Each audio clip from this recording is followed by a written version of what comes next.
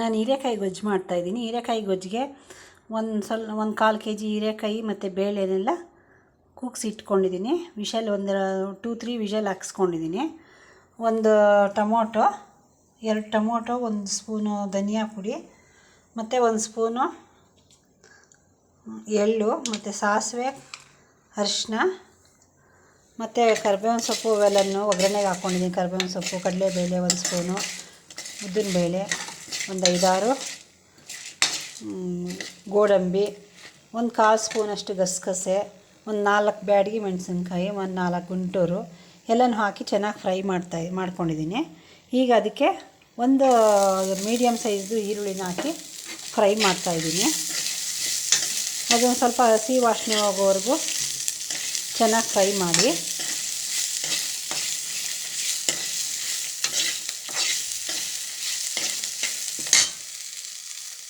Fry ಆದ ನಂತರ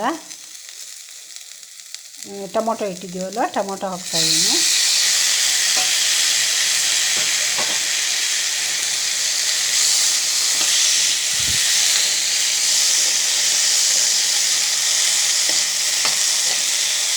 ಒಂದು 2-3 ನಿಮಿಷ ಅದೇ ಸ್ವಲ್ಪ ಸಾಫ್ಟ್ ಆಗೋವರೆಗೂ, ಟೊಮೊಟೊ ಸಾಫ್ಟ್ ಆಗೋವರೆಗೂ ಫ್ರೈ ಮಾಡಿ.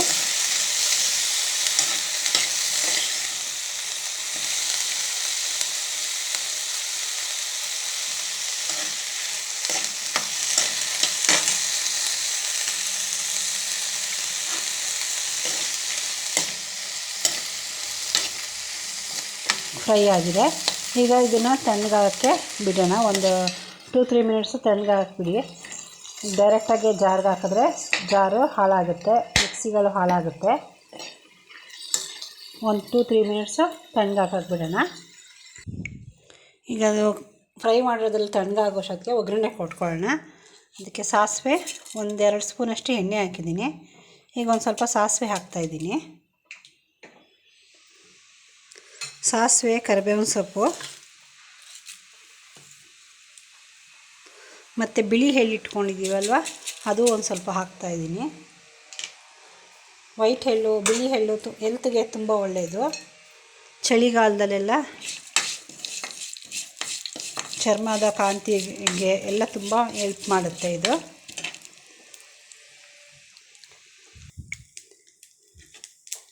ನೋಡಿ, ಈಗ ಚಟಪಟ ಅಂತ ಸಿಡಿತಾ ಇದೆಯಲ್ವ. ಈಗ ಇದಕ್ಕೆ ಬೇಯಿಸಿ ಇಟ್ಕೊಂಡಿರುವಂತಹ ಹೀರೆಕಾಯಿ ಮತ್ತು ಬೇಳೆನ ಹಾಕ್ತಾಯಿದ್ದೀನಿ. ನಾವು ಹೀರೆಕಾಯಿ ಬೇಳೆ ಬೇಯಕ್ಕಿಟ್ಟಿದಾಗ ಅದಕ್ಕೆ ಉಪ್ಪು ಹಾಕ್ಕೊಂಡಿರೋದ್ರಿಂದ ರುಚಿ ನೋಡಿಬಿಟ್ಟು ಹಾಕ್ಕೊಳ್ಳಿ, ಎಷ್ಟು ಬೇಕು ಉಪ್ಪಿನ ಅಂಶ ಅಂದ್ಬಿಟ್ಟು.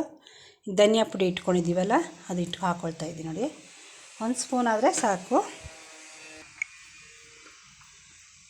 ಅರಿಶಿನ ಹಾಕ್ತಾಯಿದ್ದೀನಿ. ಈಗ ಇದು ಒಂದು ಕುದಿ ಬರೋಷ್ಟೊತ್ತಿಗೆ ನಾವು ಫ್ರೈ ಮಾಡಿ ಇಟ್ಕೊಂಡಿರುವಂಥ ಕಡಲೆಬೇಳೆ, ಉದ್ದಿನಬೇಳೆ, ಗಸಗಸೆ ಮತ್ತು ಬ್ಯಾಡಗಿ ಮೆಣಸಿನ್ಕಾಯಿ, ಗುಂಟೂರು ಮೆಣಸಿನ್ಕಾಯಿ ಇದೆಲ್ಲನೂ ಫ್ರೈ ಮಾಡಿ ಇಟ್ಕೊಂಡಿದ್ದೀವಲ್ವ, ಅದನ್ನ ಮಿಕ್ಸಿ ಮಾಡ್ಕೊಳ್ಳೋಣ.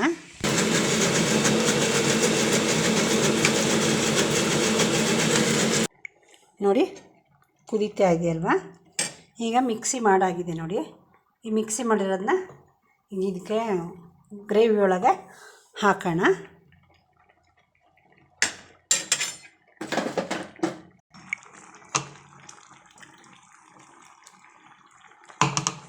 ಇದು ದೋಸೆ, ಚಪಾತಿಗೆಲ್ಲ ತುಂಬ ಚೆನ್ನಾಗಿರುತ್ತೆ.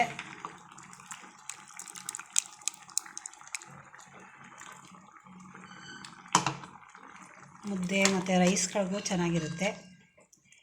ಗೋಡಂಬಿ ಮತ್ತು ಗಸಗಸೆ ಎಲ್ಲ ಹಾಕಿರೋದ್ರಿಂದ ತುಂಬ ಟೇಸ್ಟಿಯಾಗೂ ಬರುತ್ತೆ. ಈಗ ಮಿಕ್ಸಿ ಹಾಕಿದ್ದೀವಲ್ವ, ಕಲರ್ ಎಷ್ಟು ಚೆನ್ನಾಗಿದೆ ನೋಡಿ. ಈಗ 1-2 ಕುದಿ ಬರಲಿ, ಮೀಡಿಯಮ್ ಉರಿಲಿಟ್ಟು ಇಡೋಣ. ನೋಡಿ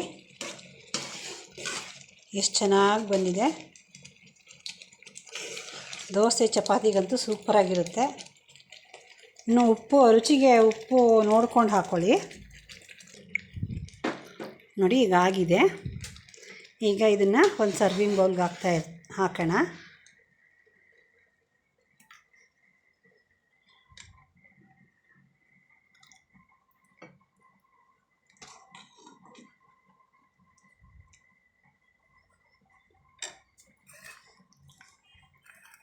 ನೋಡಿ ಎಷ್ಟು ಚೆನ್ನಾಗಿದೆ. ಒಂದು ಸಲ ಟ್ರೈ ಮಾಡಿ ನೋಡಿ, ಲೈಕ್ ಮಾಡಿ, ಶೇರ್ ಮಾಡಿ, ಸಬ್ಸ್ಕ್ರೈಬ್ ಮಾಡಿ. Thank you for watching.